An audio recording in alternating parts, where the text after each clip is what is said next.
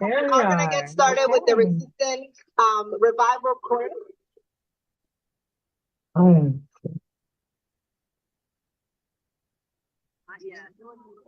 We actually want to start with song. hello. There we We're gonna get started with the Resistance Revival Chorus. Oh,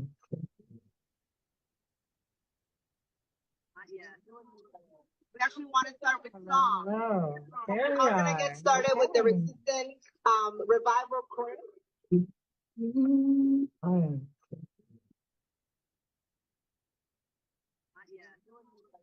We actually want to start with song. hello.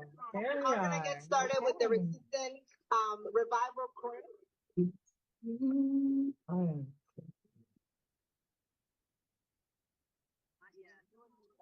We actually want to start with song. hello. There we We're gonna get started with the Resistance Revival Chorus.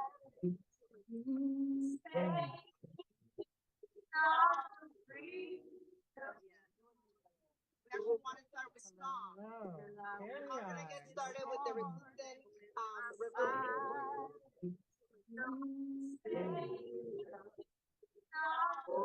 This morning with my We mind. want to start with song. We're gonna get started with the Resistance Revival Chorus.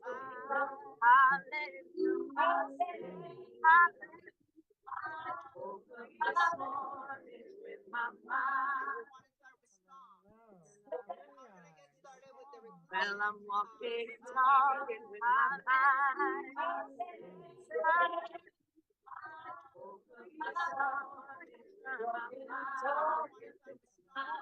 Oh, yeah. Well, I'm walking and talking. Oh, yes, I'm walking and talking with my mind. Oh, that's in a day. Hallelujah. Hallelujah. Hallelujah. Hallelujah. Well, there ain't no harm if your mind says, say,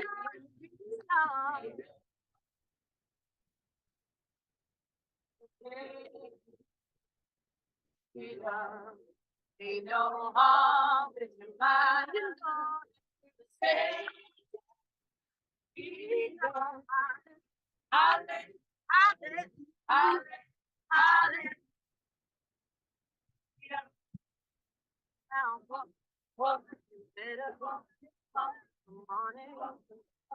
with your mind on freedom, you better come on and with your mind on freedom, you better. I'm singing and shouting with my mind, oh yeah. Say I'm free.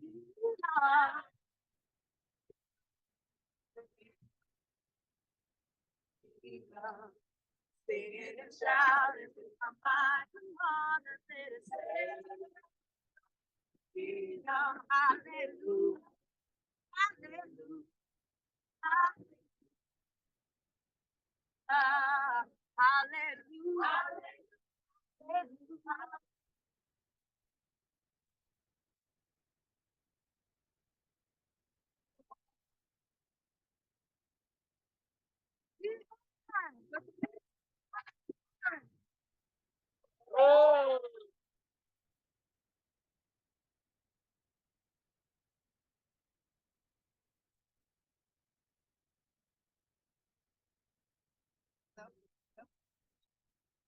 Hello, everyone. My name is hello. Hello. See you all. My name is Cristina Jimenez, she her pronouns, and I am a community organizer and co-founder of the United We Dream Network, the largest immigrant youth-led network in this country. And I am so proud and inspired to be with you tonight.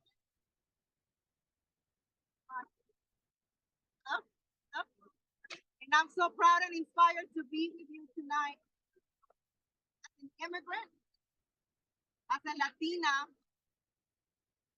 and as a formerly undocumented young person that grew up in the streets of this city.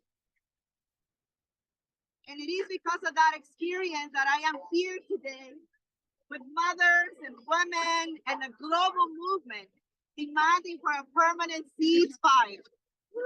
Yes. What do we want? Ceasefire! Ceasefire!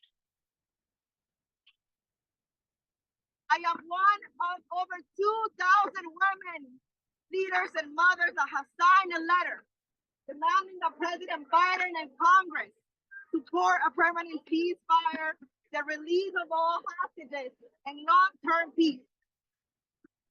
I just became a mother 20 months ago. And when my son Isael is old enough to ask me, what did we do when genocide was unfolding in front of us in Gaza? I will tell him that I came together with all of you, with people from around the world, to say that this violence and the killing of people, children, mothers, grandmothers, grandfathers, fathers, must stop. I will tell him that we did not stop calling our members of Congress so that they support a ceasefire. I will tell him that when I put him to sleep, I will cry in despair thinking of the images of mothers cradling the bodies of their children in body bags. But I will also tell him that we did not let despair paralyze us. Are we gonna let despair paralyze us? No! This is the hope. Because we're gonna overcome the despair with hope and action. Because I would also tell him that women and the world and mothers have come together calling for a ceasefire. And I will tell him that one of those nights while I was crying, I called my sister Carmen Perez Jordan, who's here from the Gathering for Justice, and I said, Carmen, we gotta bring us together. And we connected with Linda. So tonight, and these vigil and the voices of these mothers comes and is rooted in motherly love. And that's why we're here. So I want to thank you. And I want to remind you that rooted in maternal love, we do not let despair paralyze us. And we are seeing the change. The tone of this administration is changing. Leaders from across the world are speaking out. More members of Congress are coming out. The list is growing. So in the name of our children, we are here in this vigil to remember all of the children killed and murdered by police, by military violence.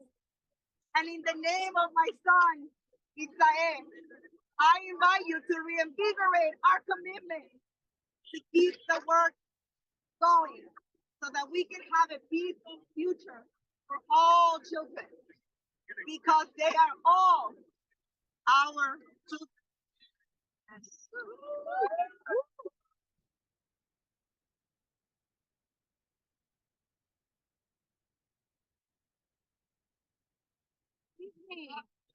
Good evening.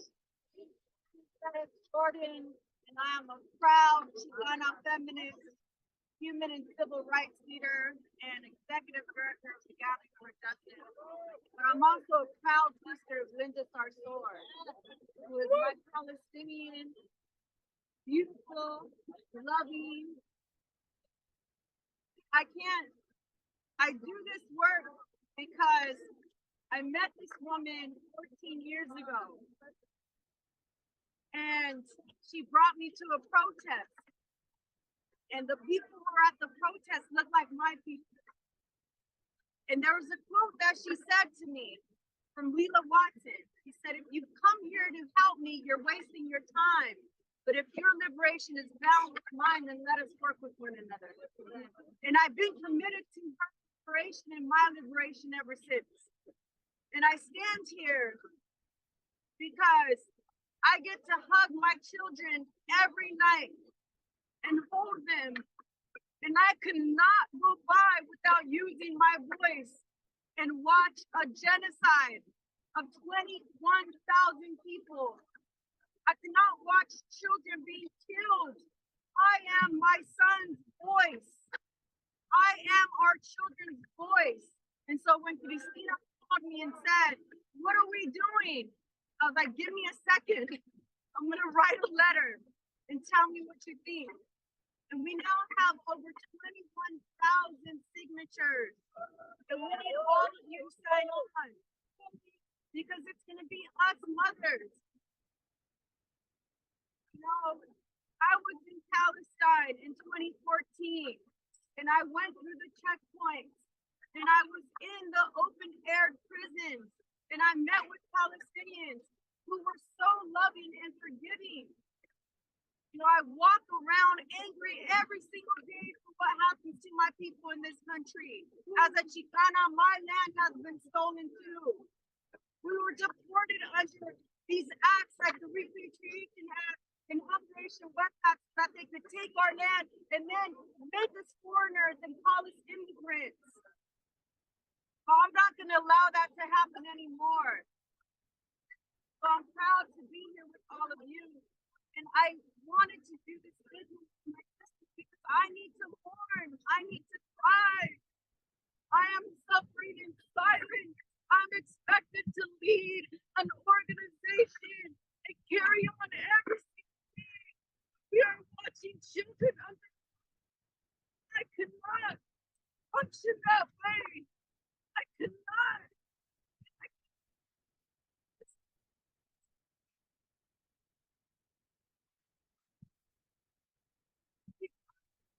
And we gotta keep using our voice. We gotta continue to speak up.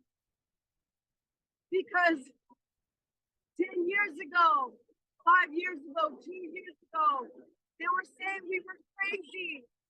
We're crazy if we are silent. So thank you so much for being here. We're going to continue to hear from the chorus. We're going to introduce some singers. And my tears and everything's coming out of me. So I'm going to go ahead and introduce the record. Yeah. Oh.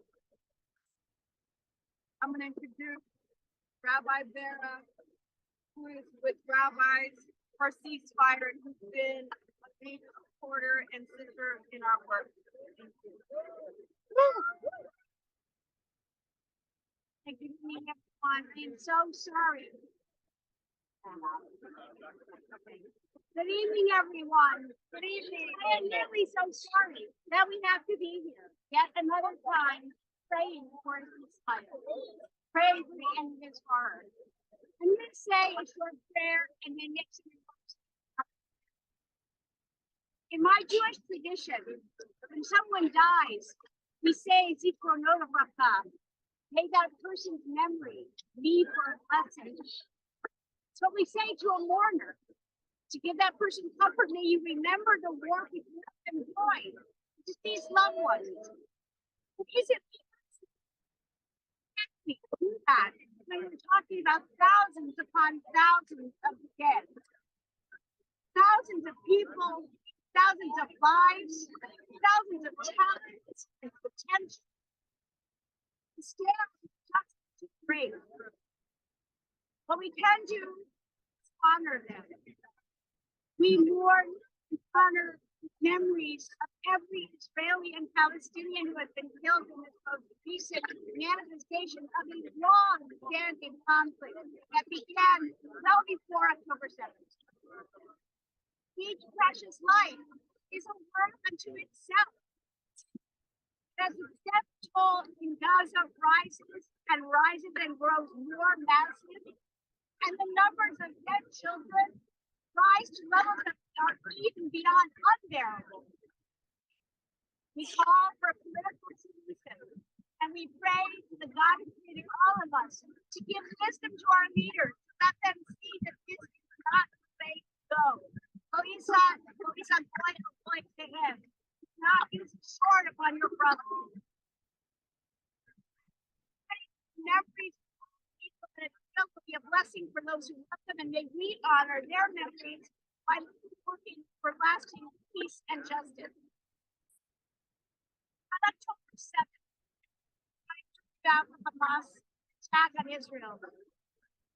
I and a number of 1,200 people killed, Israelis killed, and they have 240 people, Israelis and Thai workers and veterans, taken to deeply, deeply afraid because we've seen this before. We've seen things happen. Gaza attacks, and Israel responds with monstrously profound proportionate action. Mass bombing of Gaza by the IDF. We saw it in 2014. We saw it in 2021. And the pictures were horrifying then, but never could I imagine a situation like we have right now, where we are close to 20,000 Palestinians living in Gaza who are dead. Nearly half of them children.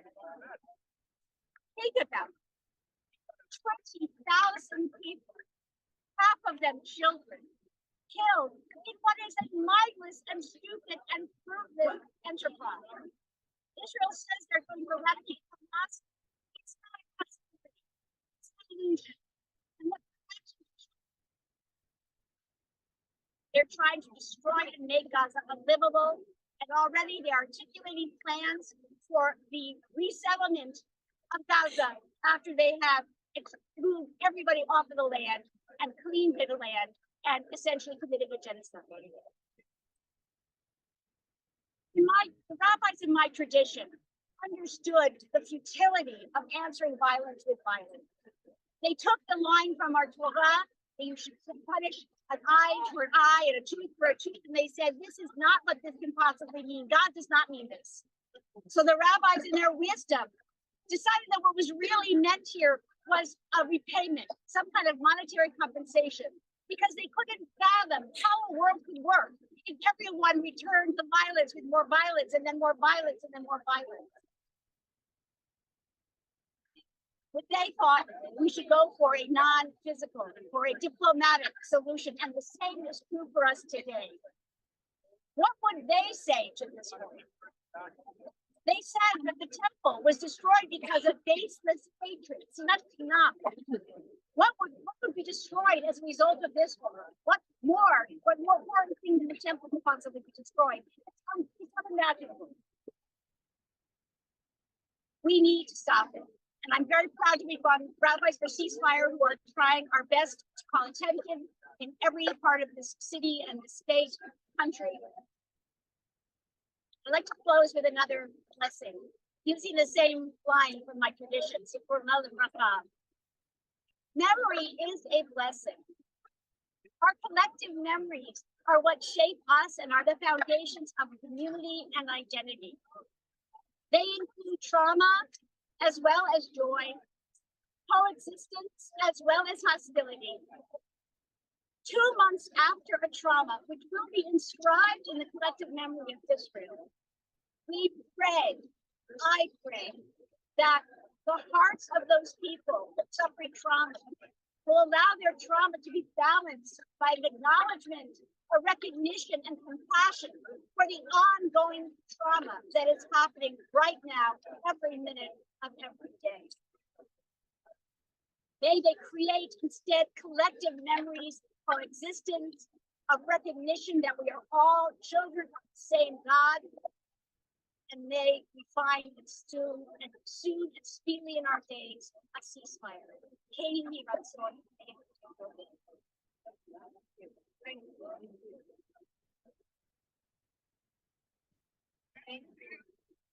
so much.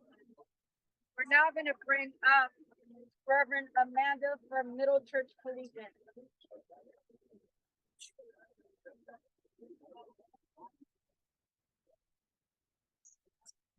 Hi, everyone. I'm Pastor Amanda. This is Larkin. I'm here today as a mother and as a minister. I wasn't planning on speaking today, and my voice is almost gone. But when Linda asks you to do something, you don't really say no, do you? Nope. And I want to say a little story about Linda. We met about 7 years ago when I reached out to the Women's March because I had a petty issue with something they were doing. She could have just ignored me and said, lady, you've got a lot to learn, which I did, and I still do. But instead, she said, why don't you come to the office? Let's have a conversation. And so I did. And at the time, I had another child with me. And she said, yeah, you know what? We're moms. And we're going to figure this out.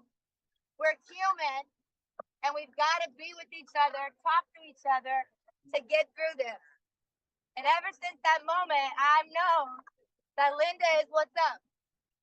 And so, Linda, I want you to know that I am praying for you, that we are supporting you.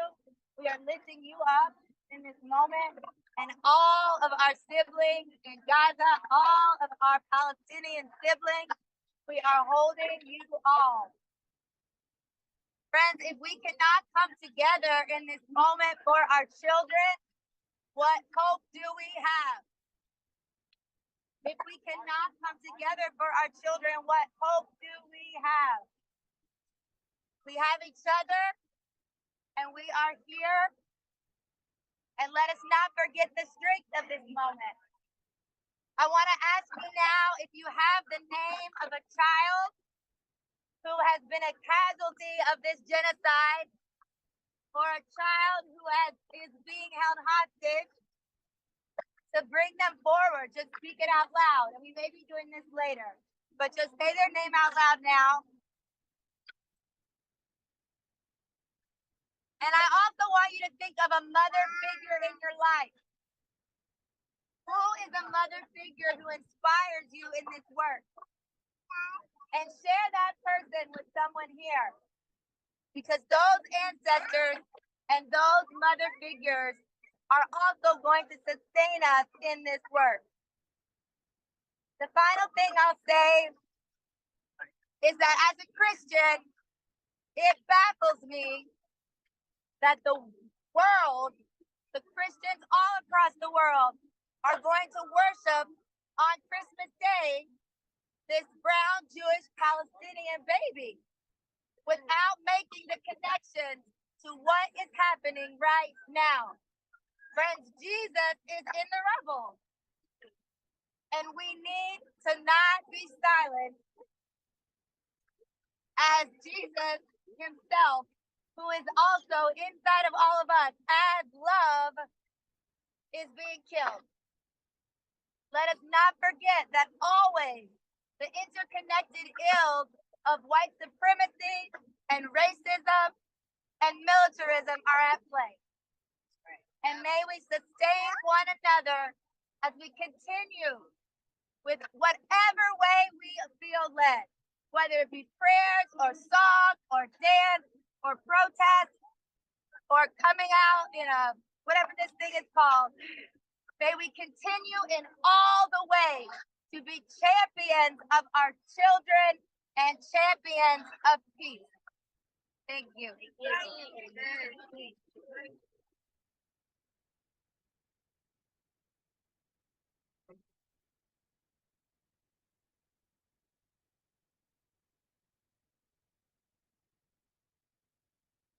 Thank you so much for those beautiful words.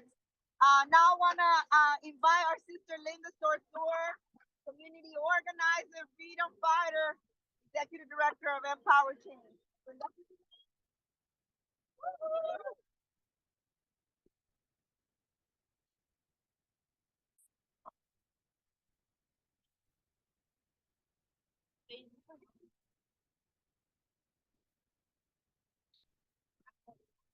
My voice. Good evening, everyone. Good evening. That is my suitcase right there. I was in Washington, D.C. yesterday, and I got arrested in the U.S. Capitol Rotunda because the United States Senate wants to debate a bill that would give $14.8 billion more to the state of Israel to continue with the genocide of the Palestinian people. Imagine that our president and the Democratic Party are willing to use our migrant and immigrant communities as a bargaining chip to get military aid into the hands of an apartheid state. They want to make our immigrant communities even more unsafe. Take away all due process from our immigrant and migrant communities. Put even worse border policies than the ones even Trump was proposing, just to get 14.8 billion more of our taxpayer dollars in the hands of Benjamin Netanyahu. So organizers and leaders of progressive organizations, many of whom knocked on doors during election season, went to Washington, D.C. and put their bodies on the line. And I will do it again and again and again, as I've done it for Black life, for voting rights, for reproductive rights, for immigrant rights. I will do it again and again and again.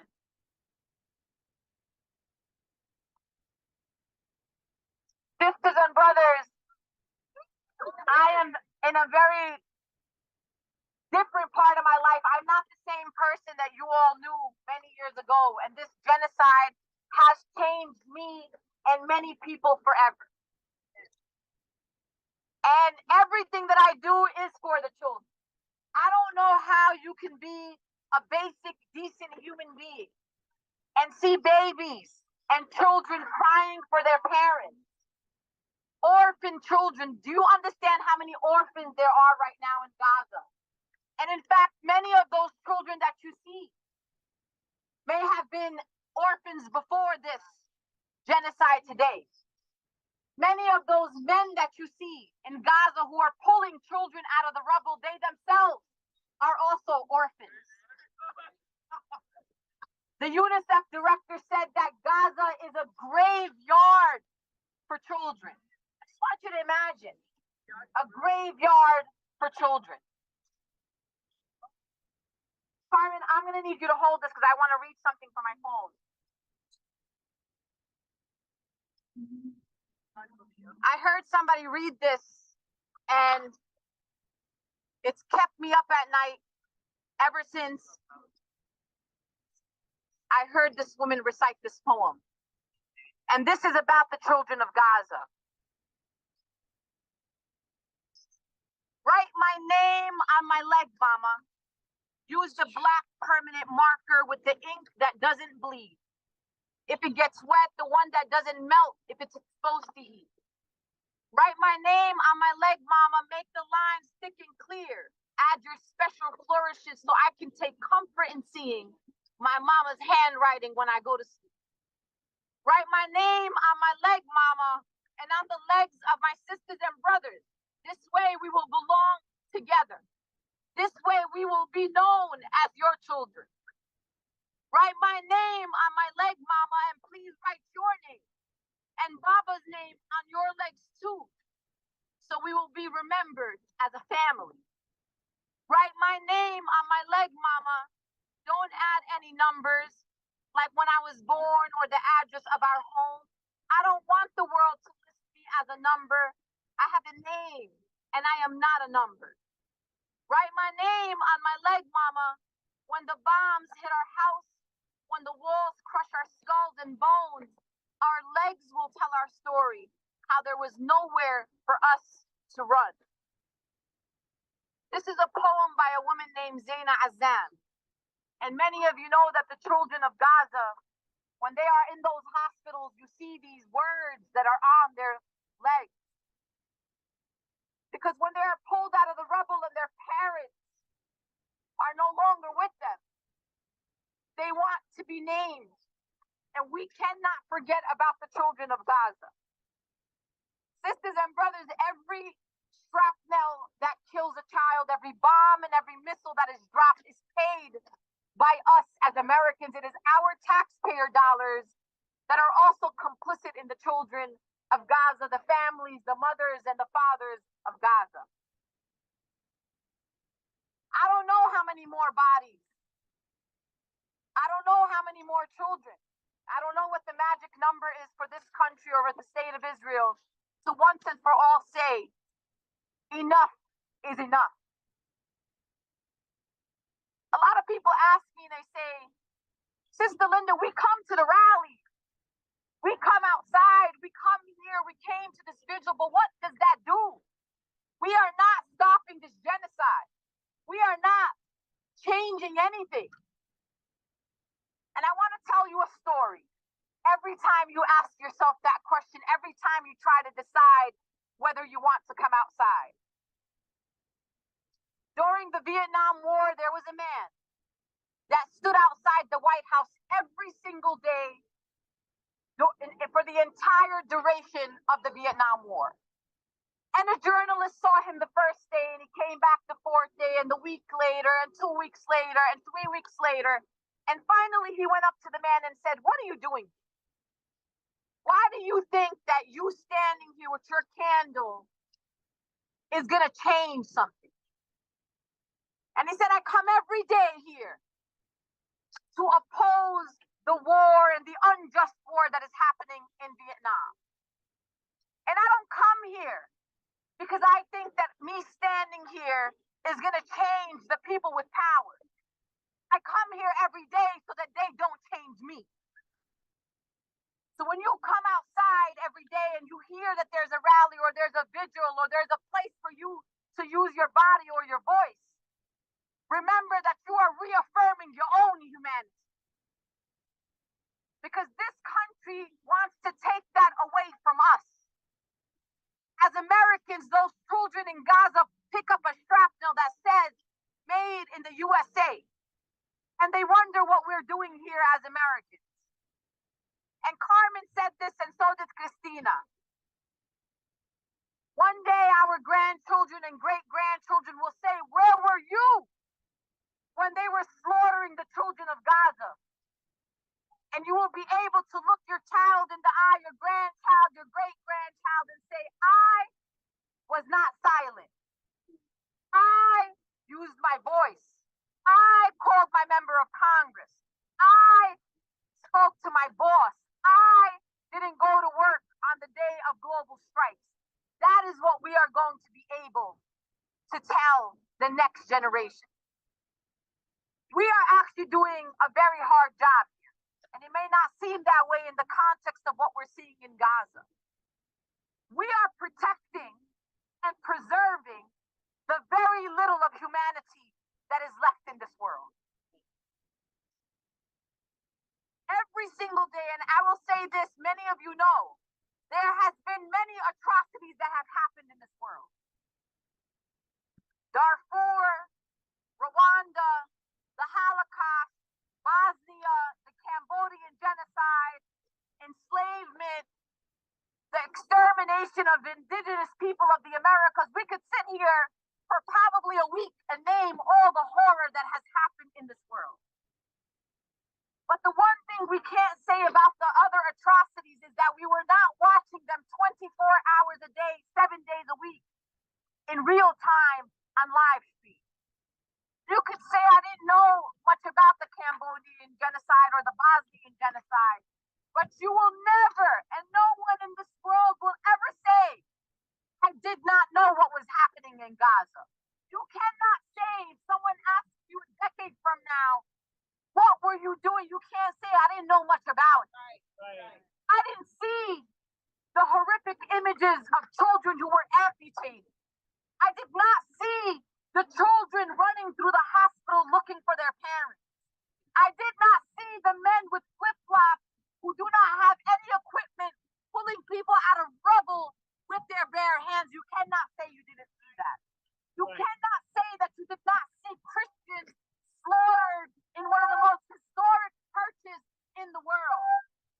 You cannot say that you did not see the destruction of mosques and cultural sites of the Palestinian people. You cannot say that you did not know. Right. And so what I want you all to continue to do is be human. Cry for the children of God. Cry for their families. Cry for their future of those children that have to live in a world without those that they love. I want want you to be enraged because rage is also an important emotion. Rage causes you to do something, to go roll up to your member of Congress's office and say, what are you doing? I'm your constituent and I do not stand for this. Rage allows you to come outside and come to the street. I also want you to continue to be an empath and someone who's compassionate. What can you do for the children of Gaza? This war will be over. It is inevitable. Some way, somewhere down the line, this has to stop. And then Gaza is going to be looking to the world to help them rebuild because they rebuild every time. It's never been as devastating as what we are seeing today, but we have to make sure that those children know we got them. We got them. And for those of you who are parents or you are aunts and uncles or your grandparents, when you come outside, you are telling a young boy or a young little girl that you are affirming their humanity. I think that children are asking themselves right now, yes, it doesn't matter when children are murdered. And unfortunately, this country has proven that to us over and over again. I thought that when they murdered the children of Sandy Hook, that somebody was going to rise up and say enough is enough. And then they murdered the children of Uvalde, and I said, oh, this is the one. And once again, we went back to the status quo.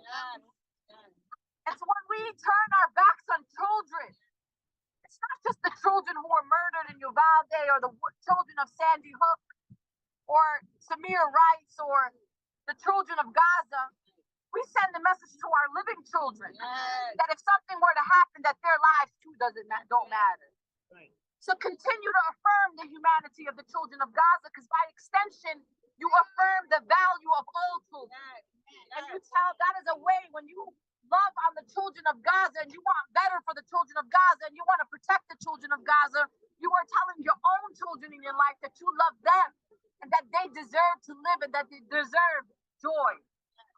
So keep showing up and keep talking to those that are in power to make sure they remember that they do not represent you. This administration does not represent you.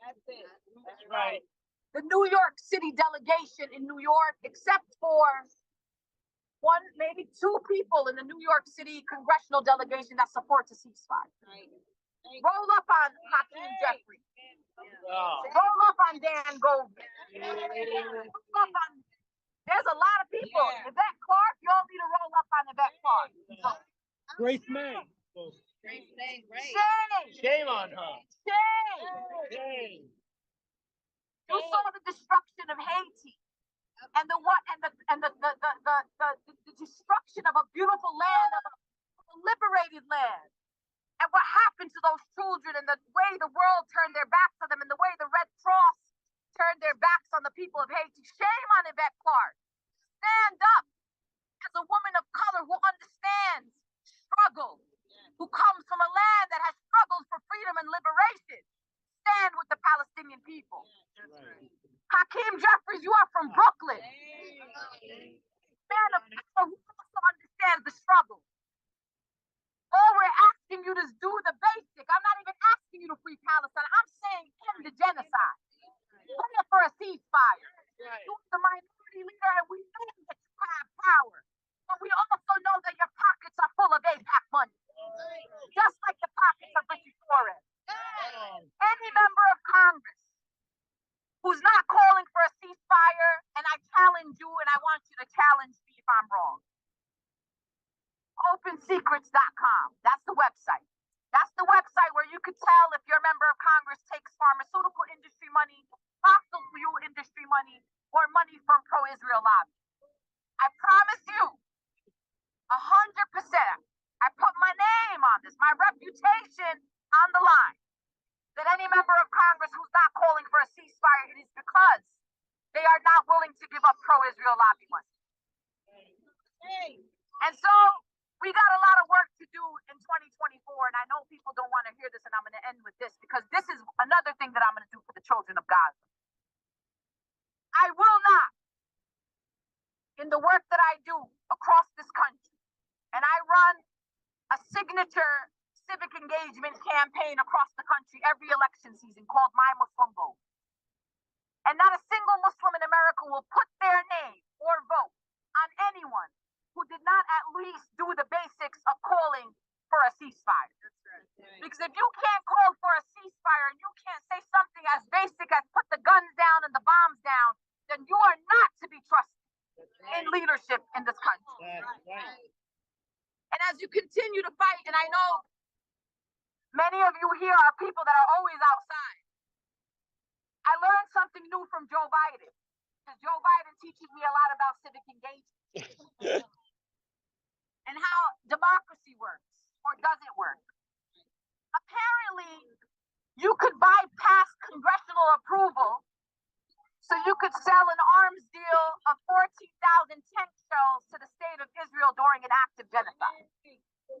So I thought to myself, if the president of the United States apparently has a rule at their disposal that they can break and get and bypass congressional approval to sell weapons, then it must mean that you could bypass congressional approval to do other things, like things that our communities need. Maybe you could have codified Roe, some immigration reform, maybe some criminal justice reform. Maybe we could have gotten some money for some hospitals and from healthcare after a horrific pandemic that took over 1 million of our neighbors. Maybe that's what we could do. So now we know. So thank you, Joe Biden, for letting us know that the president of the United States can bypass congressional approval when they really want something very bad. And apparently Joe Biden wants more Palestinian dead bodies, enough that he would bypass congressional approval to sell 14,000 more tank shells to kill the children of Gaza. I will not forget. I will not forget. I will not forget. And I will not forget for the children of Gaza. So please, for those of you who are people of faith, pray every day for the children of Gaza. I pray every day that God covers those children, that God covers their ears at night so they don't have to hear the bombs. I pray that God keeps the spirits of their mothers and grandmothers around them even when they have been taken in the flesh. I pray that God softens the hearts of those who have power into bringing food and water to the people of Gaza. What's going to happen in the next few weeks if we do not end this genocide is that the people of Gaza won't only die from the bombs and the tank shells and the missiles. They will die of starvation, which is the most inhumane, most evil form of ending human life because it requires long suffering. And so while I'm outraged by those in power, I pray for them too. I pray that their hearts are softened. I pray that they are allowed to see that the people who are being most harmed are also human beings deserving of life and deserving of basic human rights. And so just like that man outside the White House during the Vietnam War, even through a broken heart that I come out from every single day, I live and I work and I eat and I sleep with a broken heart, but I'ma still come outside every day because I will not let them change me. I will not let them make me believe that this is just how it is or this is just how it's going to be. I will not allow them to change me, and I will work every day with my sisters here to commit to passing on to another generation the affirmation of life, the sanctity of life, compassion and generosity for all people, regardless of who they are or where they come from, where they live. So today, when you see beautiful children all around here, these beautiful children, this beautiful boy right here, you matter and you're amazing. And the children of Gaza are proud of you for being outside here tonight. I am proud of you. And I hope that you know that we do this so that young people like you one day will be standing right here fighting and using your voice for other children. Thank you, everybody, for being out here with all of us today.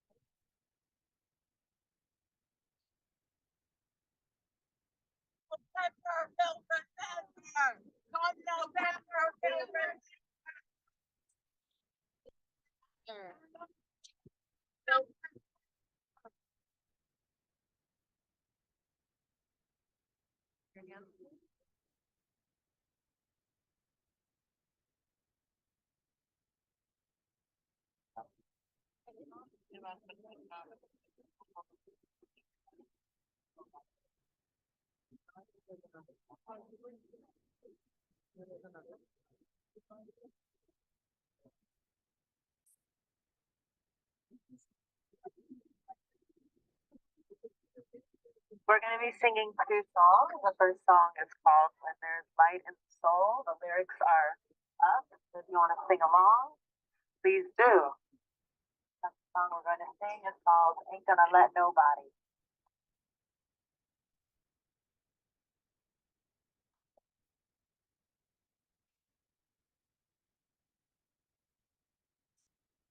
When there is light in the soul, There is beauty in the person. When there is beauty in the person, there is harmony in the home. When there is harmony in the home, there is honor in the nation. When there is heart in the nation, there is peace in the world. When there is heart,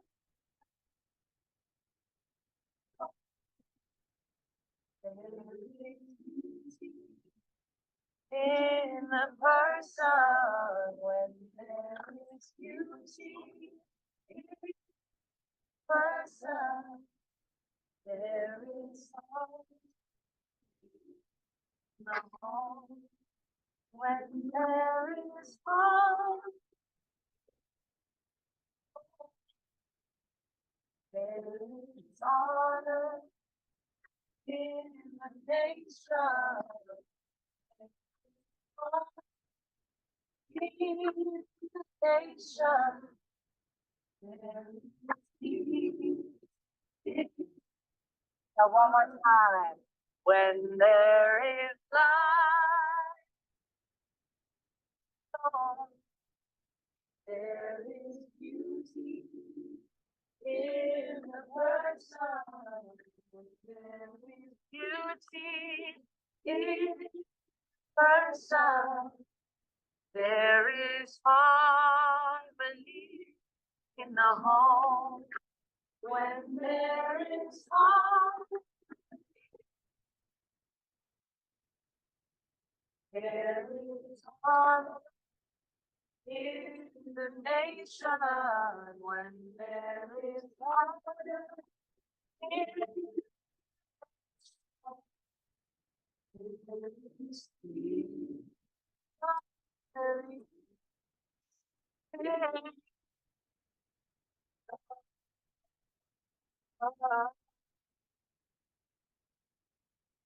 We are the Resistance Survival Chorus.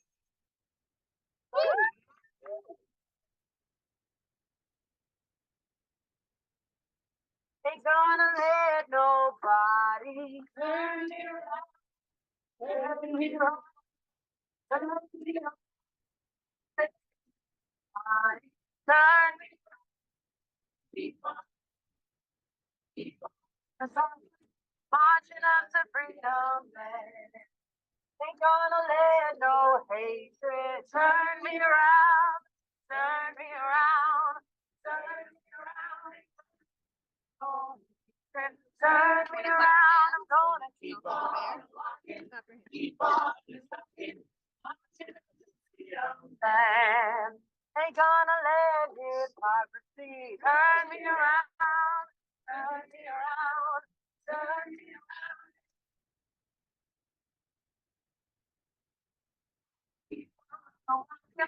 Keep on talking, marching up to freedom land. Ain't gonna let injustice.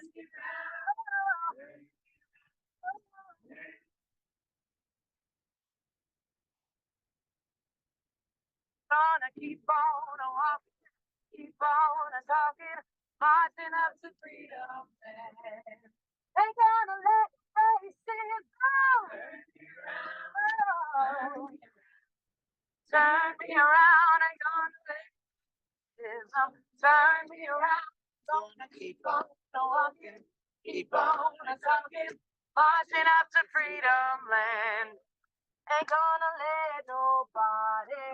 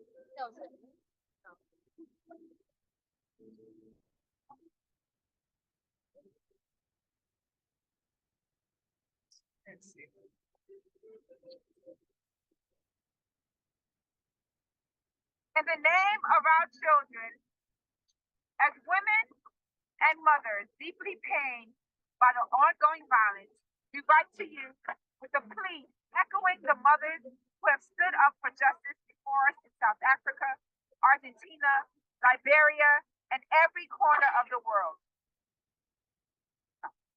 Our hearts ache as we witness mothers in Gaza cradling their children in body bags. We grieve for the mothers crying out for their children and for the children calling out for their mothers.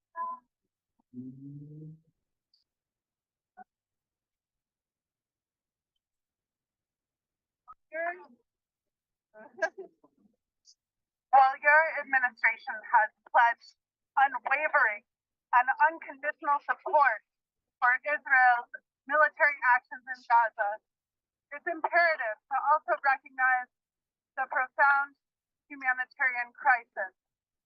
Reports indicate more than 21,000 people, including at least 10,000 children, have been killed in Gaza. The heart-wrenching images emerging from the region compel us to raise our voices. We urge you to reconsider the stance and stop the genocide in Gaza.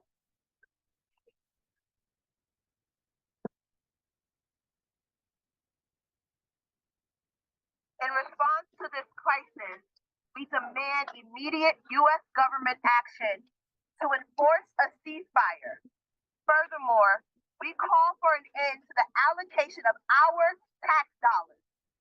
We call for an end of the allocation of our tax dollars to pay for this war that kills children and perpetuates policies of violence and division, which have clearly made no one safe. We implore you to redirect our nation's resources towards fostering peace and stability.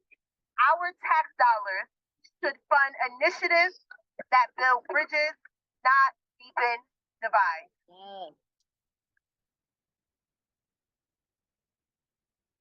The teardrops of every mother, Palestinian and Israeli, who keep and the teardrops of every mother, Palestinian and Israeli, who weep for a child lost to this devastating violence. In the silent prayers of families shattered, we find the urgent call for the end to this violence and for a new dawn of belonging and dignity for all people. We unite under a banner of peace, echoing a sentiment that transcends borders and time. Our plea goes beyond politics. As mothers, we recognize in the maternal the blessing of love and care that govern not only familial ties, but social ones. It is from this sacred space of unconditional love that we envision a world where all children can grow and dream under skies free of missiles.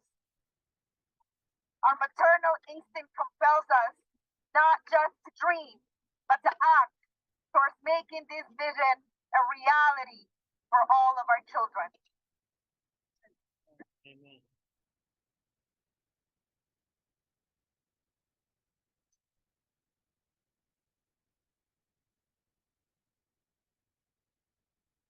May our collective voice of mothers contribute to breaking this horrible cycle of suffering and compound trauma that continues to build over generations. The politicians who have built their power with policies of dehumanization and violence have failed to keep anyone safe. We are united in a vision of a future where every child inherits not a legacy of conflict, but a heritage rich in peace, respect, and belonging.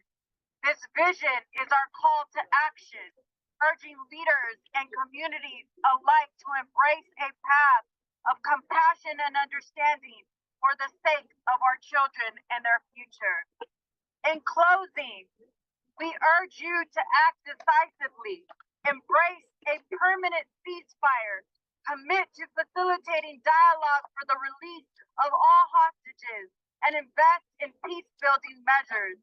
Act for the mothers who, like us, dream of seeing their children thrive in peace. Act for our children who deserve a world free from the shadow of violence. Our children, all our children, depend on your courage to chart a new path. Thank you.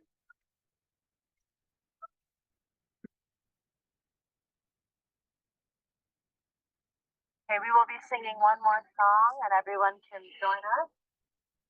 When we all know it's This Little Light of Mine.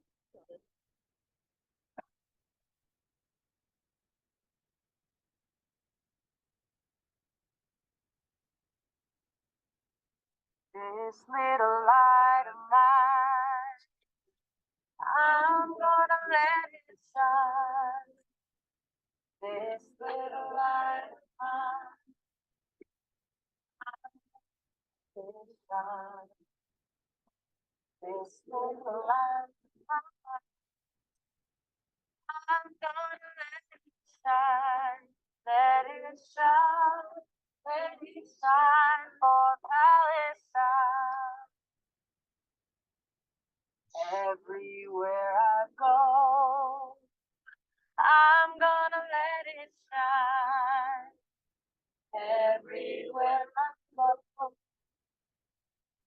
I'm gonna let it shine. Everywhere I go, shine. Let it shine. Shine for Palestine. All over the world. Here we go. All over.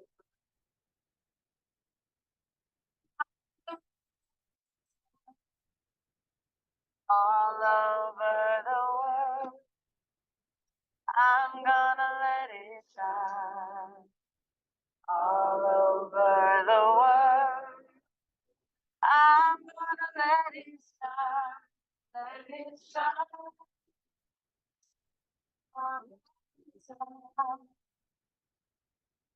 All we are saying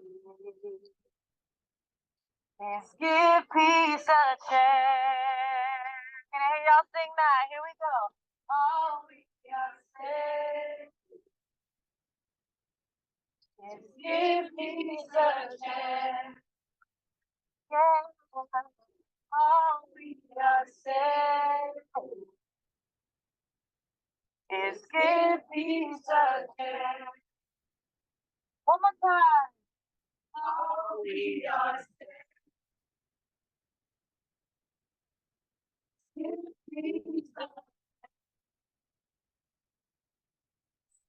Thank you. We are the Resistance Survival Force.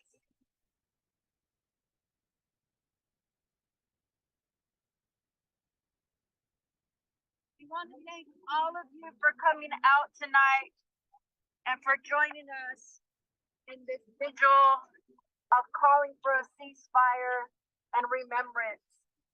Continue to pray for the children of Gaza, for the people of Gaza, the women, the men, everyone who is there. And continue to show up, like our sister Linda said. We need you more than ever. And continue to be on the right side of justice. Thank you. Have a good night, everyone. What do we want?